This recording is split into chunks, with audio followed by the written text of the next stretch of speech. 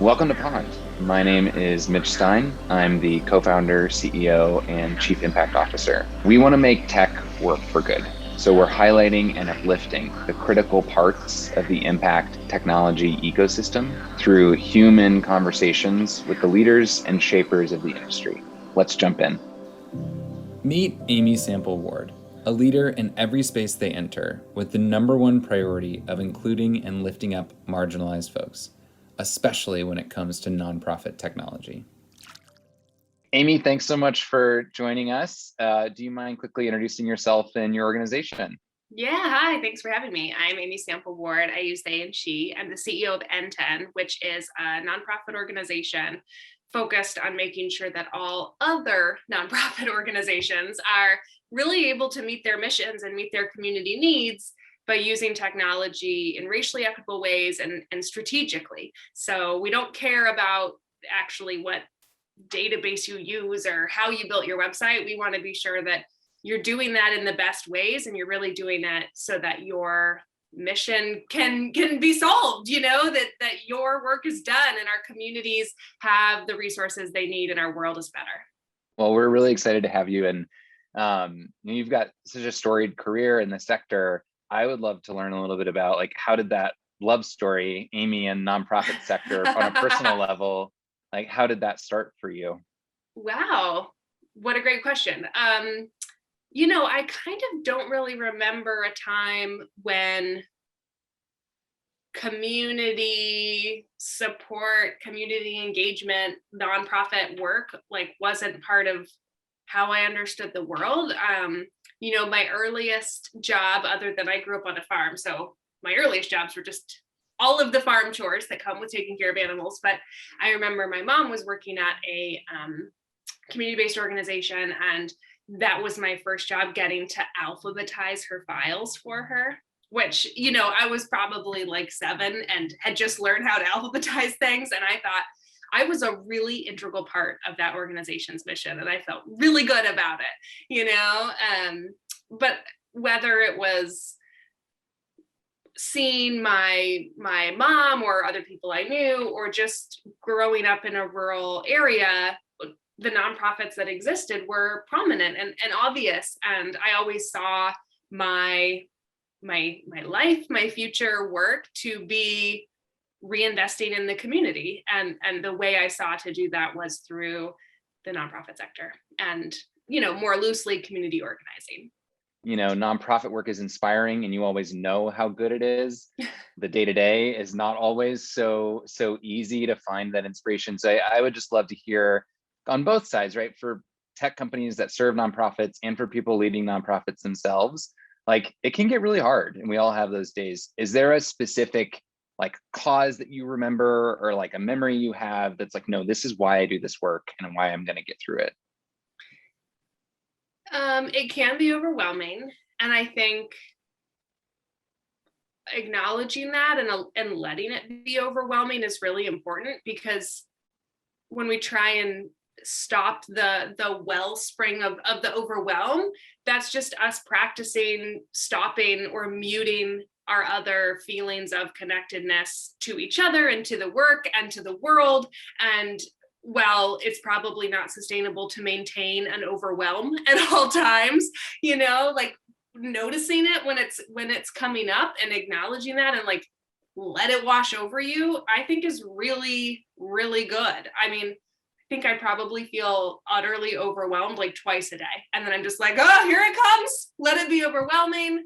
Okay. And there we are. I think a way to think about it for me is that I don't know if you've ever heard this phrase, but I remember hearing this in school. The more you learn about a topic, the more you realize you didn't know about it.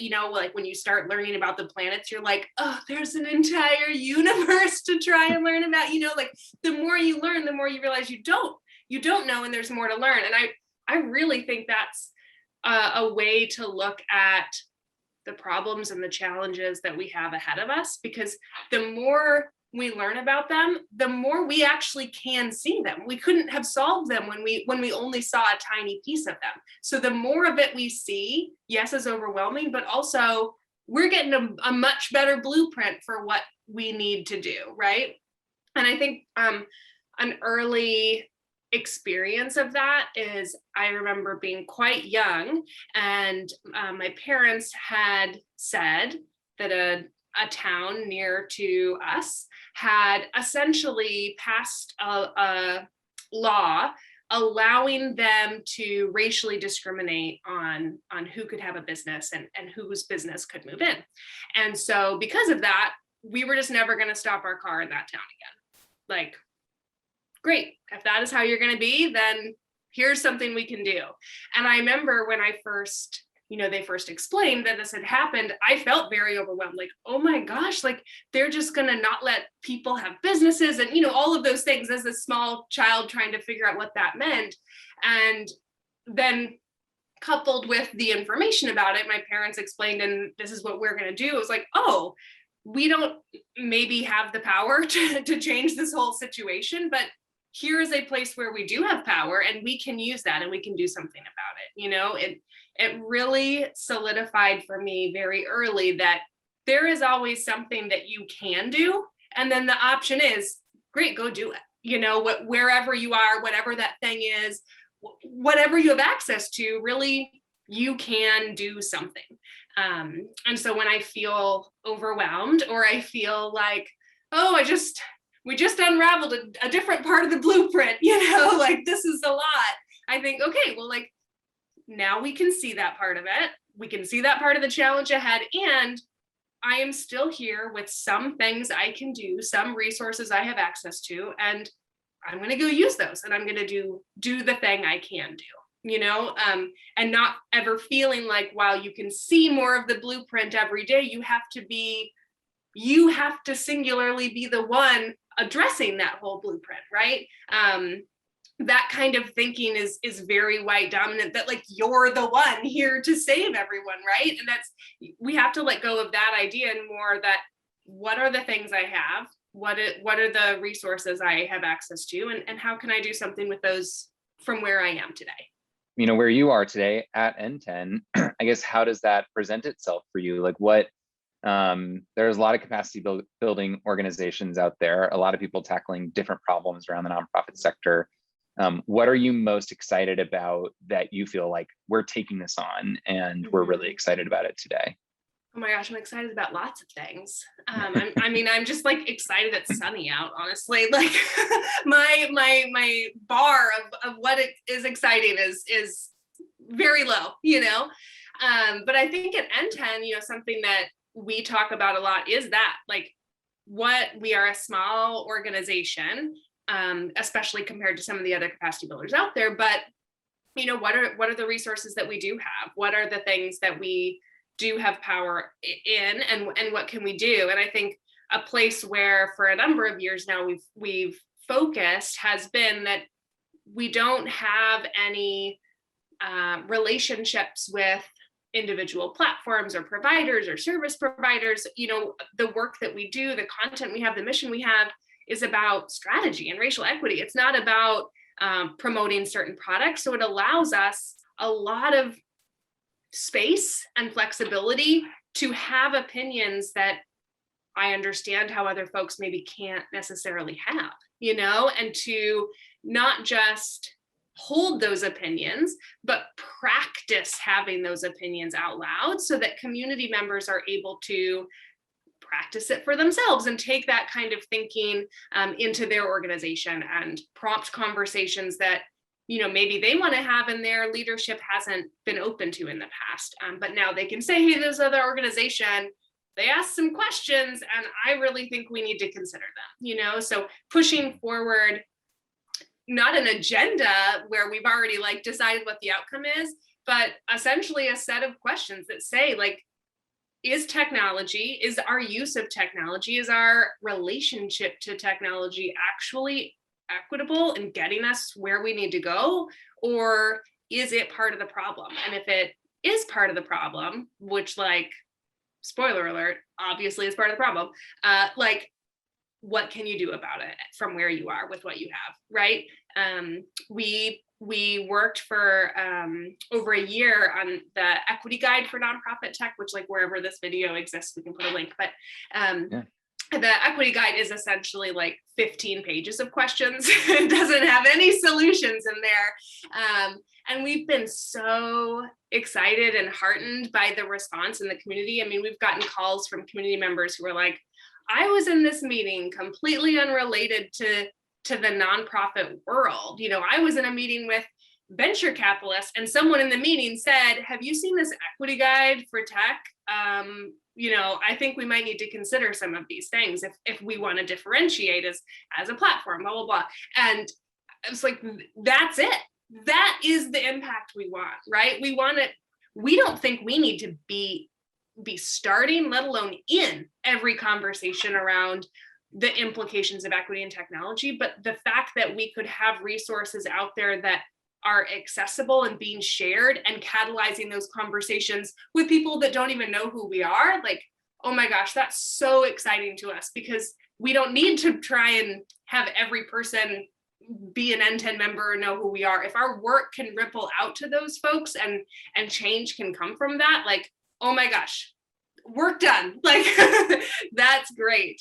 Yeah, I mean, that's amazing. And what you talked about, your position being special, of like, you've kind of got access, and unique access to kind of both sides of that market that not many folks do.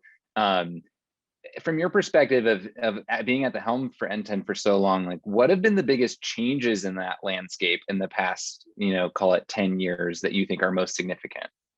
That's a great question.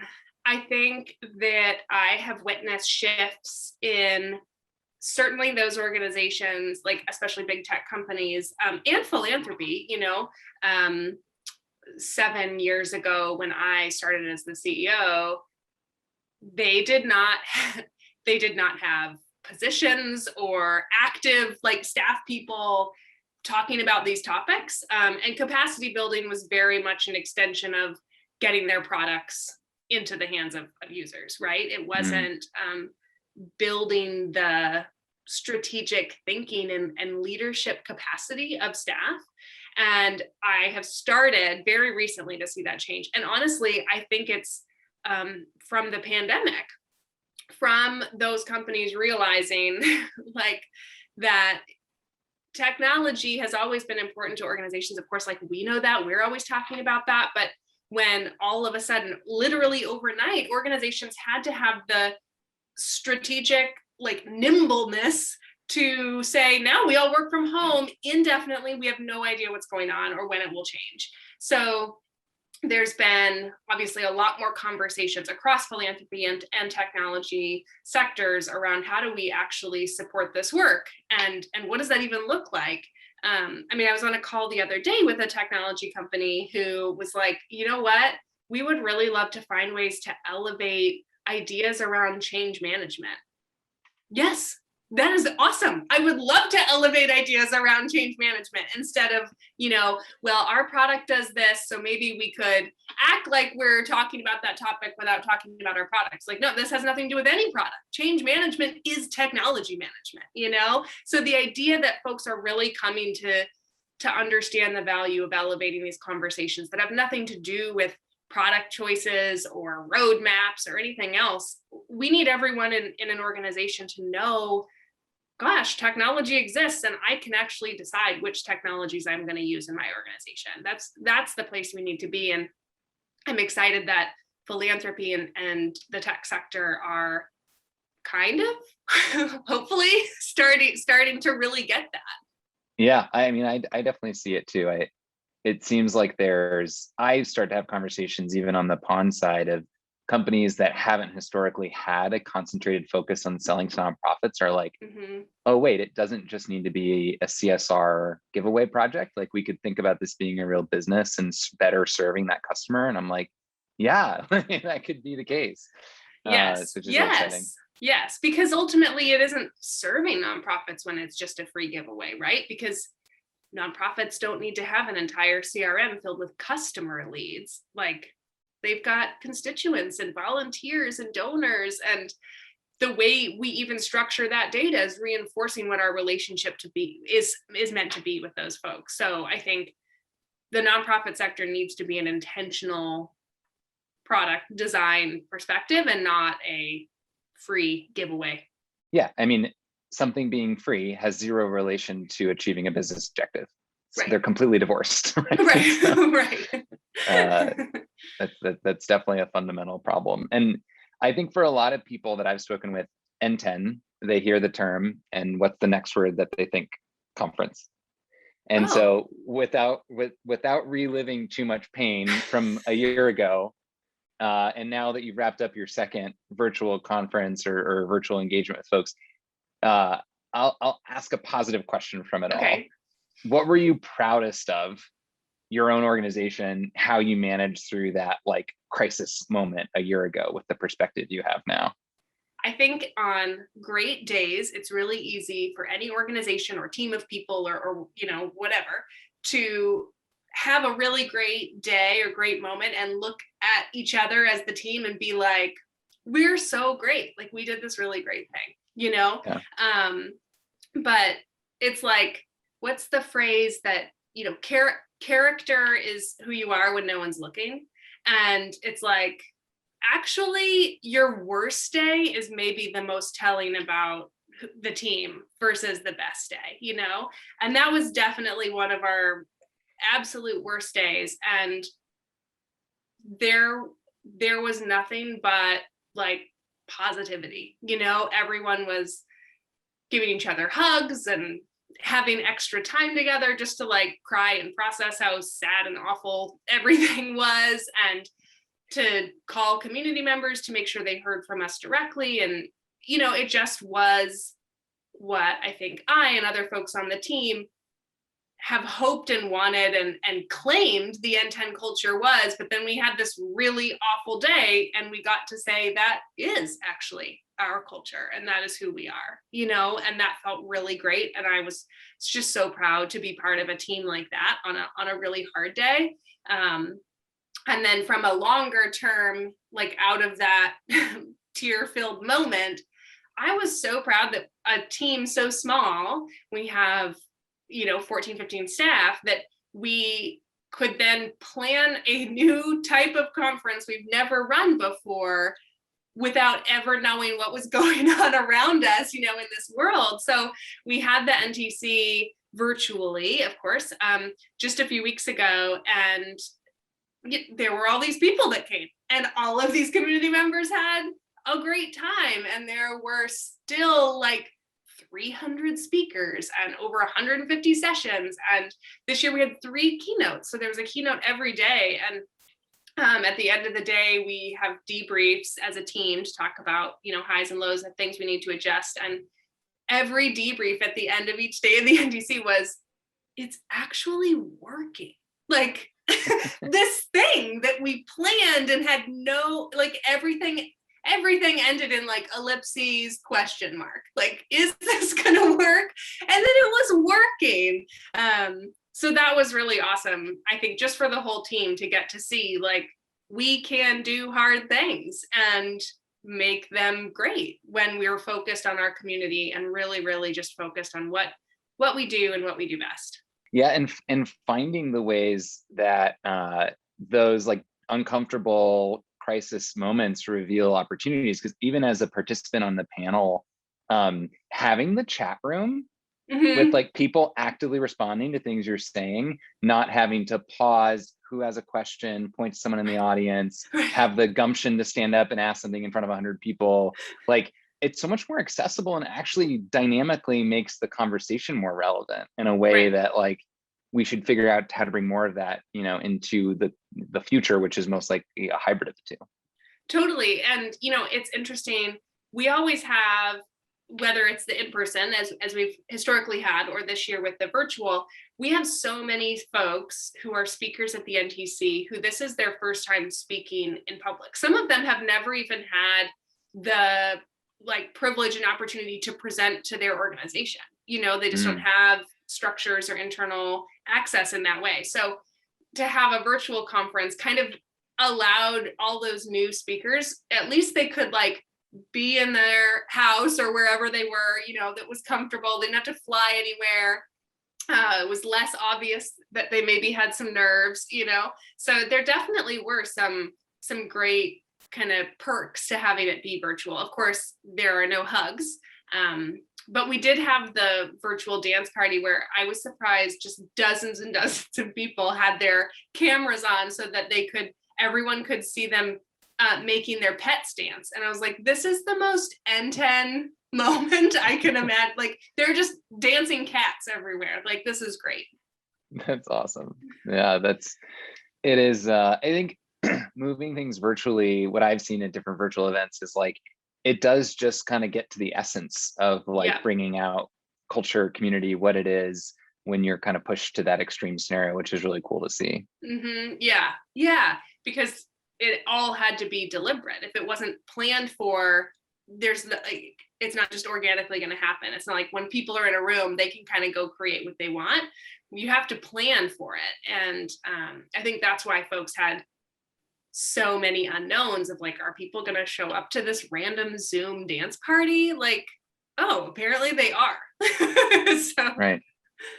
When it comes to planning the conference or like all the other great work that you do, and you mentioned this a little bit earlier, how you've got kind of two stakeholders and a clear like number one priority, right, is your nonprofit members, yeah, but you do still like interact in the world yeah, of the tech provider, the like profit seeking companies, which I'm not saying yeah. that's like an evil thing, it's just a reality.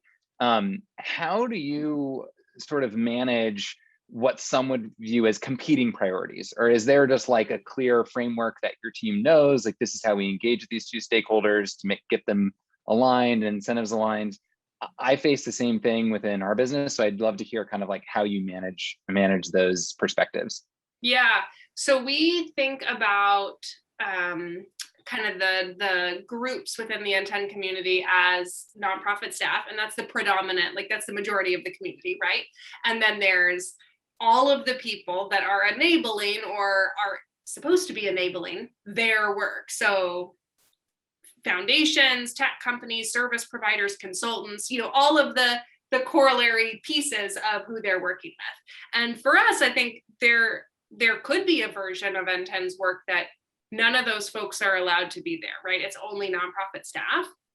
But I don't know that our mission could ever be fully achieved if we're only talking to nonprofit staff, because we want them to be successful, right? And that means making sure that tech companies don't just hear from an individual potential customer, hey, I really wish that you did X, Y, and Z with this data, or whatever it might be, but they're hearing from us, hey, there are like 50,000 nonprofit staff we're talking to, and they all wish you were doing this, right? So we want them to be able to hear that feedback, hear the needs for any of those groups. Tech companies are easy to point to because they're building something, but you know, foundations, consultants, et cetera. I think the way that we think about it is we have those folks in the community so that we can serve the nonprofit staff that are the focus of our mission.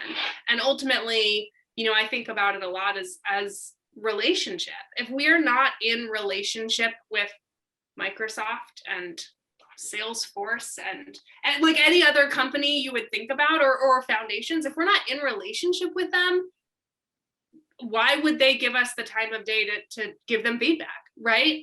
Accountability comes from relationships. And so for us, we really love when tech companies and foundations show up in the community. It's like, yeah, show up as big as you want, because that's a deeper relationship where we get to hold you accountable to this community, right? And I think had we started the organization, not that I started it, but you know, 21 years ago, had it started and been focused only on the nonprofit staff, I don't know that we could open it up and have that relationship now. But I think because it's always been a shared space, that it gives us a legacy of relationship, right? It's not just like a new, oh, hey, can you come to the conference? Like, you've been there every year, so it's about time we had some conversations, you know? Yeah, it reminds me of advocacy, like how totally. a nonprofit advocates for a cause most often with a government body. So it's kind of like this body of tech enablers that you're able to advocate for on behalf of those members. Yeah. Yeah. I think it is a lot about like lowercase advocacy, right? How do you change people's minds?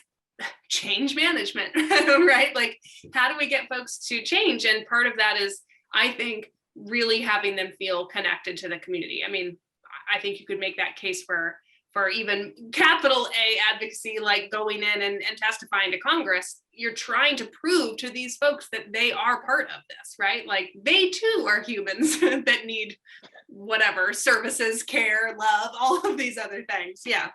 When you talk about advocacy, change management, I recently watched you on a panel with Tracy Kronzak and several other great folks in the Now It Matters team.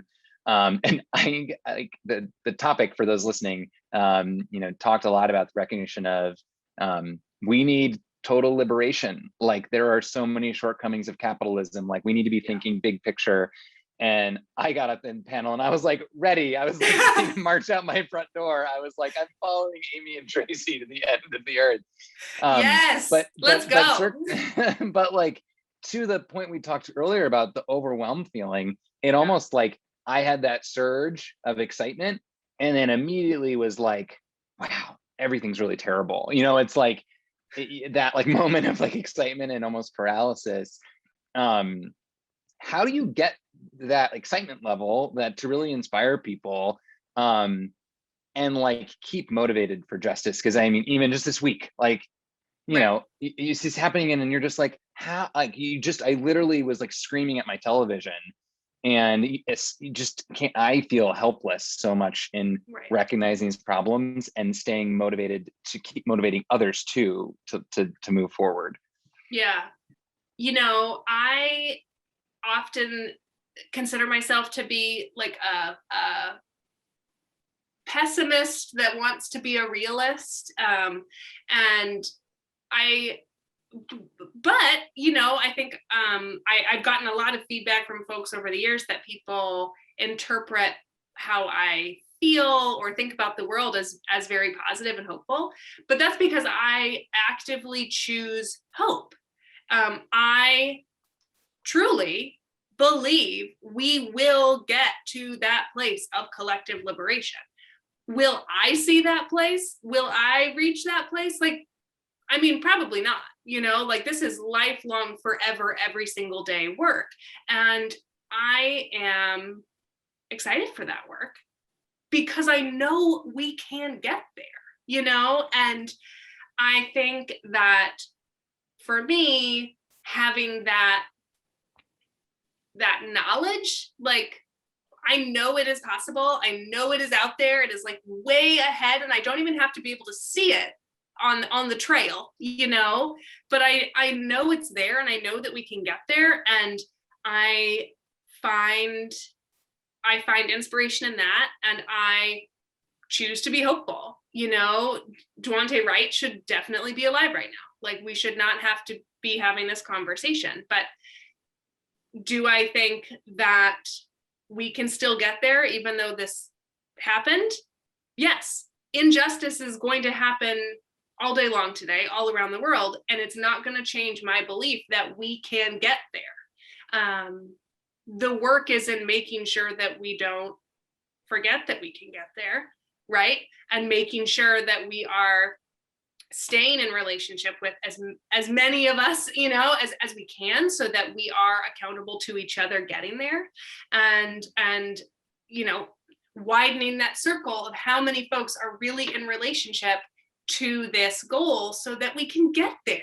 I think for me, choosing hope also means knowing that I'm choosing hope and I'm still hopeful, and I that is a choice, and like I have to take care of myself and know when that choice is super hard to make and I just need to like unplug and go sit in the trees. It's not like folks listening to this, if that connects with you, that idea of just choosing hope, great, but no, it's not because it's like sunshine and roses and unicorns and rainbows everywhere, right? Like life is hard.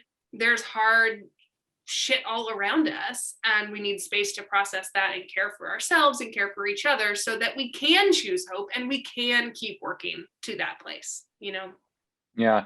And what you heard, and I was even just like in real time processing my reaction I communicated to you, which was like excited at the thought of me doing something to fix this, and then getting upset that realistically, I couldn't do it all. Like that reaction, even in of itself, is a very like white dominant trait of like, if I can't do it all, then like screw it, right? Which, and it sounds like the way you carry forward, you're removing yourself from it to be like, this doesn't need to happen in my lifetime, which is a very hard thing to like let go of for a lot of us, but I think brings a lot more peace. And then that awareness when it's like, yes, I take care of myself to continue on with this work, but that doesn't mean everything is framed around me and what I can do.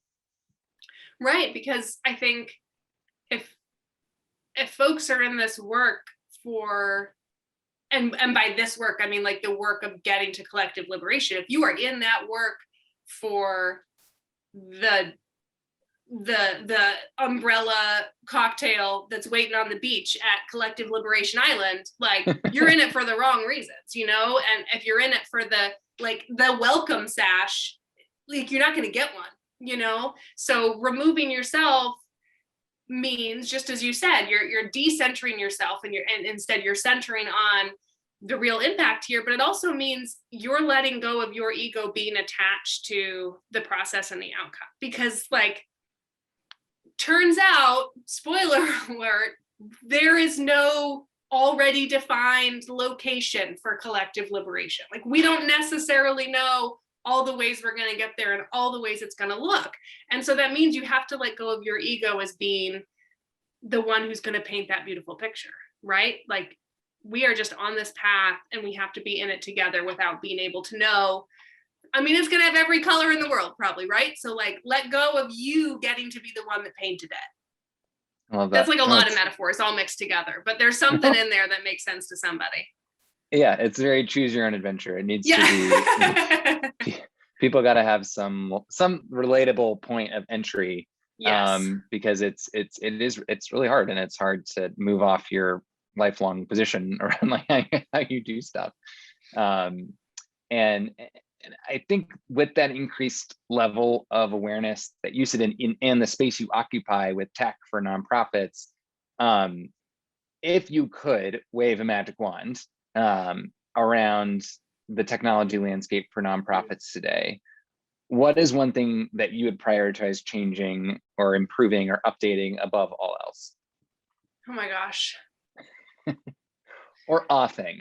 Yeah, okay, I'll say a thing, not like the thing. But one thing that comes to mind that I think would make a real fundamental difference would be that the technologies, software, hardware, systems around technology, you know, like the open-ended definition of technologies that nonprofits are using was created by the people that are in their community, that do their work, that understand their missions, that are those races and genders and identities that have experienced so much of the harms that that mission is probably set up to try and deal with, right? So if I could change something right now, that would be on the top 10 list of things to change, would be that instead of technologies being created by oftentimes the most privileged people, that it would be technology systems created by the people that are needing to use it, so that the real goals, the real experiences, the real life is embedded in how it is created and how it's being put to use. I love that. I mean, that was the topic of the panel I joined at nten this year. The conference was 3 women of color tech founders serving the nonprofit sector. And a lot of it was like, hey, the problem you're trying to solve, I was there, you know, like that level of like deeper understanding of the problem, the tech solving. And the other important thing someone highlighted was like, guess what? As a Black queer person from Baltimore, the people on my staff tend to be more Black people in technology roles, which is going to also, from the local community solving the problems they're tackling, then that just proves your point that is like ultimately solving the problem better. Right. Exactly. And that's not to say, I'm here to say that straight, cis, white, able-bodied men cannot make technology. Like, please, you can still make technology. No one's taking that away from you. But also, I think the world could be a little bit different if some of our technologies were also created by other people. That makes total sense. And when you look at those technologies and the startups that you encounter or advise, what is something that you wish, in addition to just including more diverse folks at leadership levels, I think we've established, but maybe a business practice that you see done really well by nonprofits that you wish more tech companies, startups or bigger companies would adopt? That's an interesting question. I think, something that comes to mind right away is that there's this challenge that I don't think is necessarily great or positive in nonprofits, but flipped into tech development would potentially be a benefit. And that is, in organizations, technology is often, to the detriment of strategy, an afterthought, because they are focused on programs or helping folks that are coming in to a new service that they're offering, whatever that is, that they are, I think a common phrase that we hear is that folks are too busy serving their community to deal with technology. And while that means when we're dealing with nonprofits, like, oh my gosh, you're clearly not being very strategic with your technology then, and you're not connecting that into your programs and all of the rest. If we could have technology companies too busy engaging their communities that they couldn't build the technology fast enough, like, that may actually be good for us, that they are so engaged and embedded in the communities that are using their products that they are a little bit slower to think about the technology side. Yeah, I'd be fine with that. I would actually be fine. And we don't need like an agile every 2 weeks there's an update. If you took one of those 2 weeks to go engage the community, yes, please, thanks.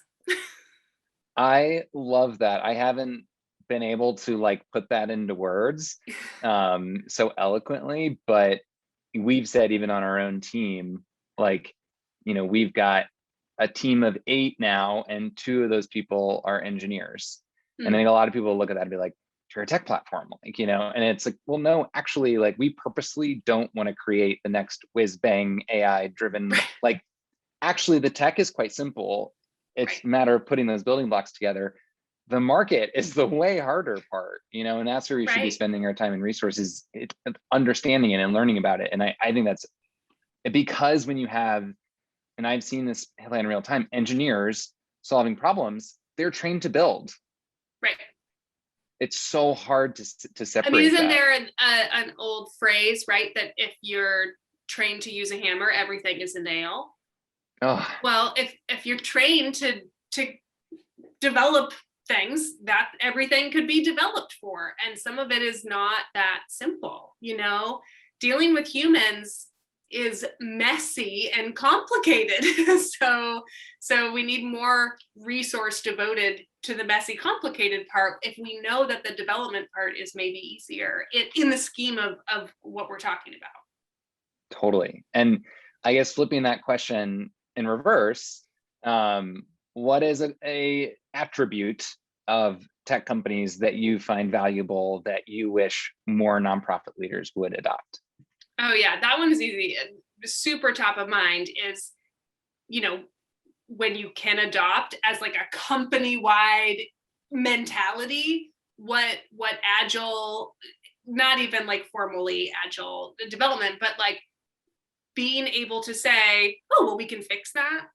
I think we've long talked to the nonprofit sector about what risk averse means and who has the privilege to not be risk averse and to take risk. And that comes with all of the other, issues and philanthropy, like looking at you are also part of what's creating that environment. But I wish that on the small scale, right? I'm not talking about like everything in your program was wrong, or created something in a way you didn't want to. But the idea that, oh, well, like it's displaying wrong on the website, right? Or like this little line is maybe not what we want. Great, we can fix it. I would love to see that approach more embedded in nonprofits, where it's better to be out there and learning and getting that feedback than to pretend that you could work on anything behind closed doors and get it to be perfect. Like perfect doesn't exist. So just get it out there and be with your community so they can give you the feedback, instead of, whether it's developing technology, developing programs, developing content, like just get it out there with your community, and don't worry that it isn't going to have something in it that people don't like. It is. So just accept that and get it out there, you know? Yeah, it's like a spirit of experimentation that you see a lot in tech, that I think is, I totally agree that there's, and I think a lot of that comes too from like self-consciousness, especially around technology, where it's like, if you don't know the right thing to do, you're worried about testing. And I don't know the right answer to like how we build up self-confidence. It's resources, it's affirmation, it's it's community, all those things. Right. But I agree, that would be awesome. So 5 years from today, goal setting or a vision exercise. Vision boarding, real-time vision boarding. Vision boarding. Maybe we're on a Zoom. Maybe at that point we have like a umbrella and a cocktail. 5 years from now, you know. 5 years from now, we're like umbrella and a cocktail somewhere at a pool bar, talking again. What is your biggest goal for yourself and for nten as an organization? Oh my gosh, 2026. That sounds intense. You know, I mean, I guess my biggest goal for myself is just like, I can't wait to see how much skin I have shed and the person that I am 5 years from now, you know, that is like closer and closer to my authentic self. That's like the best I can be of who I am in relationship to this world that is messy. But you know, I don't have a goal for myself other than that, like, I am truly showing up to do what I want to do in this world. For nten, I'm excited 5 years from now what our programs could look like. We work very hard to be a community-centered organization. And so we talk all the time, like, well, if nobody shows up, we don't have to do this anymore. It's not a matter of, how do we like get people to this thing? It's like, well, if people don't want to come, we don't have to do it. You know, we're only here in service to this community. And so what does technology look like? What are the challenges organizations are facing and using or adopting or changing with technology 5 years from now that we would have, you know, generated programs around to support them? I'm just excited for what a continued relationship to the community that says we don't have to maintain things just because we've done them before, but like, what is it that y'all need, and let's build for that. I'm really excited because I think we're on this place where I can just see already the acceleration of the way technology is being adopted in organizations, where it's not just kind of the bare basics of like, we have a website, we have a database, we have whatever. It's like, oh, we could use this and it could enable this to happen. And, you know, so many of the things that maybe community members don't even see, right? Just ways that data is being analyzed, or all of the predictive things that are happening. Like, there's just so much that could happen. And how can we be a resource for that 5 years from now? Like, even just practically, like, what's the equity guide look like in 5 years? I mean, it's probably like 27 pages longer, because I imagine as technology accelerates, so too will the inequity that we need to name. But yeah, I'm just really excited for the direction that our programs can go in service to the community. It's something really unique about nten and your attitude, I find, is you're almost like, you are, even in 5 years, expecting to have like big evolutions in the programs you offer. I can imagine that giving like heart palpitations to a lot of nonprofit organizations who, you know, like speed is not, and change is not something that they necessarily look forward to. So it's really refreshing to hear that kind of like growth minded, evolution minded, like expecting things to change attitude that you have, which maybe that was accelerated by the last year. No, I mean, I find change really exciting, because change means you can do better because you learned, or you have grown, or you have new resource, or whatever that might be. Like, change to me is growth. I think about this all the time, and it's probably silly, but in high school physics class, my physics teacher, I think like all high school science teachers, like had this set of like 5 sayings that he would just say all the time. You're like, okay, here we like, there's that phrase again that means nothing to me as like a 15-year-old in physics class, you know? But now as like a, you know, physics for poets type application of this phrase as an adult, I think about it all the time, this phrase, change in direction is acceleration. And it's so filled again with like hope and inspiration for me, because I don't need to say, oh, we're changing direction, like this is going to slow us down, this isn't right, this is a waste of resource, like all those things that I think I've heard a lot of times be associated with having to change direction or change a decision. And so I always think about, you know, Mr. Fitz in physics class saying change in direction is acceleration. Awesome. If we're going to like change because the community asked us to change, right? If we're changing for the right reason, we get to accelerate towards impact instead of feeling, you know, maybe bogged down in the way we were trying to do it. When you get to those simple, like 1-sentence expressions that carry so much weight, those are just so awesome to hold on to and like contemplate. So I appreciate you sharing that. It's awesome. Yeah. Yeah. Credit to Mr. Fitzgibbons in yes. high school physics. Okay. Give credit where credit is due. Always. Yes. One other topic before we wrap up that I did want to touch on, if you're open to it, because you obviously introduce yourself with your pronouns, and you know I try to do the same, and I think for a lot of people it's something they don't quite understand, and so they're almost like scared to ask questions. And I have people kind of approach me as someone that they know is cisgendered, being like, "What's that all about?" And then they want to know more, but they don't know how to ask or where to ask. So I would just love to hear you share, like, and this is, I'm going to ask like a basic question to get the deeper response for people, but why do you personally like to start conversations that way? What purpose do you think that serves, and why is it important for others to do the same, in your opinion? Yeah, thanks for elevating that. That is, it's a interesting whole world. Like, we could spend an hour just talking about identities and how they show up in our work. And I appreciate you naming that as a cisgendered person, folks are coming to you to ask questions, because I think it's a perfect example of what privilege in a certain situation looks like. And sometimes that is knowing that you're maybe less impacted, and so you have the burden of carrying more of that work, right? And a great place to start the answer here. So as a non-binary leader, I'm often in meetings because that, like, I have the privilege of writing CEO in my email description. So somehow I get invited to meetings with all kinds of fancy people and fancy organizations. And in those spaces, there's a different expectation for who is a CEO, which I meet some of their expectations, and I also do not match a lot of the other ones, right? So for me, like me personally, starting with my pronouns is making clear whoever else is in that space of who I am and that I see them. And they can also not have to fit all of those expectations and get to be a CEO and get to be in that space.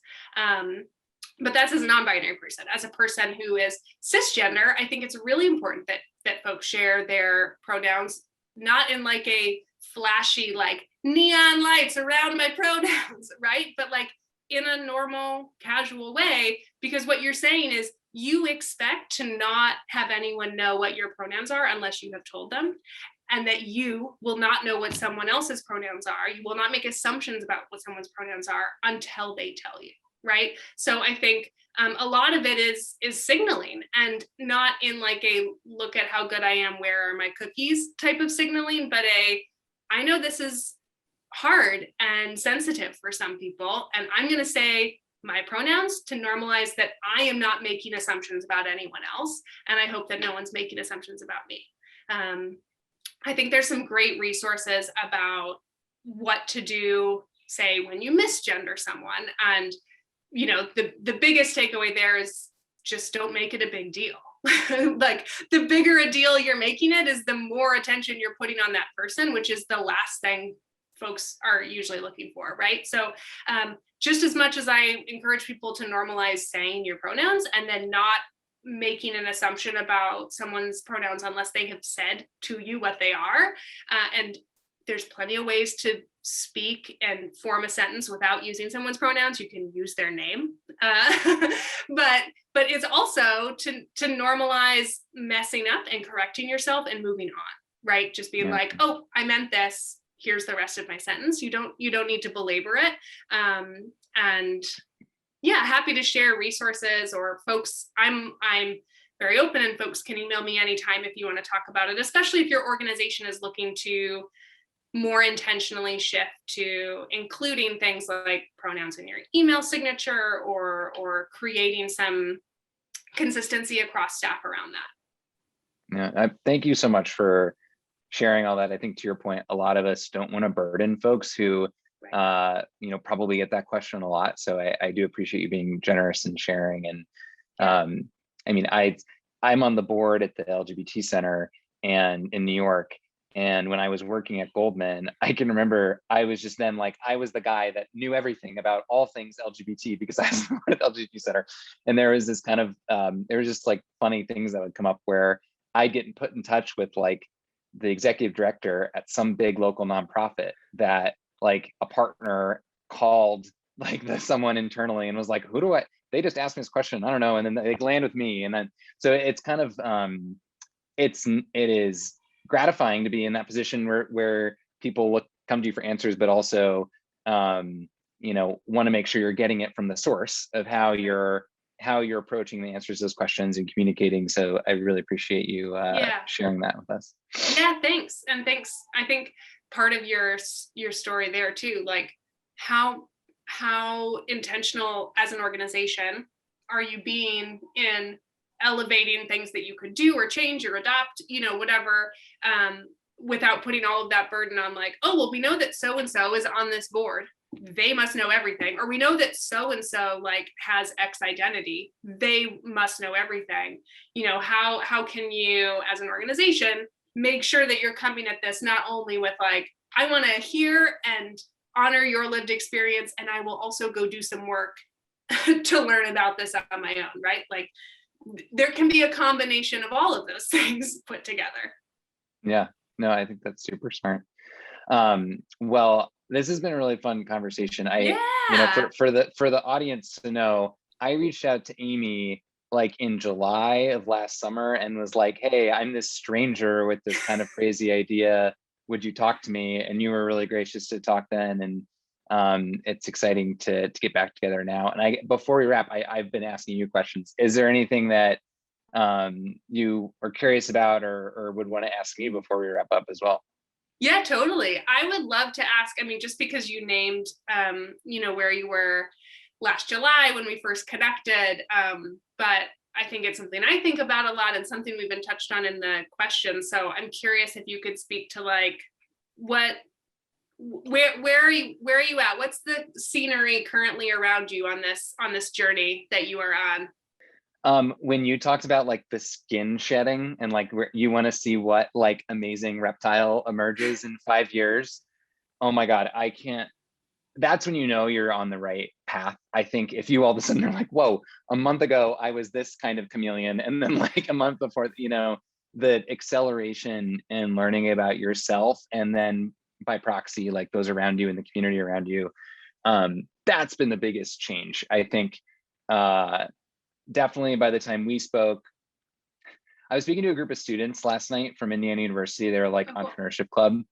And it was, someone was like, everyone talks about how entrepreneurs need to be humble to succeed. Like, how do you make sure you have humility? And I was like, honestly, just try being an entrepreneur and you'll get humbled real fast. Like, you don't need that much intention Show up for around work it. that day. Yeah. Literally, yeah. Because I'm like, it is such a pressure cooker of all those things. So for me, it's been a process of really unwinding a lot of stuff that I thought I knew.